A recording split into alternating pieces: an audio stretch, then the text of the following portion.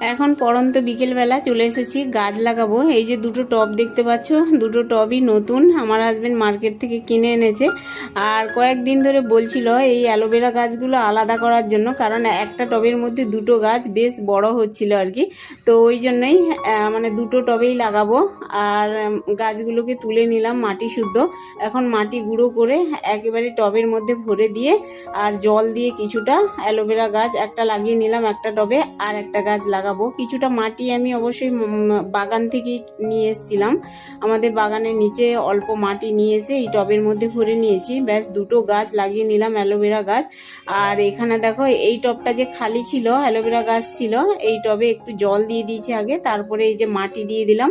মাটি দিয়ে না এই যে স্নেক প্ল্যান্টটা আছে দেখতেই পাচ্ছ বন্ধুরা, এই প্ল্যান্টটা আমি লাগিয়ে দেবো আর কি। তো কেমন লাগলো ভিডিওটা অবশ্যই কমেন্টে জানিও, ভালো লাগলে লাইক কমেন্ট শেয়ার সাবস্ক্রাইব করে আমার পাশে থেকো।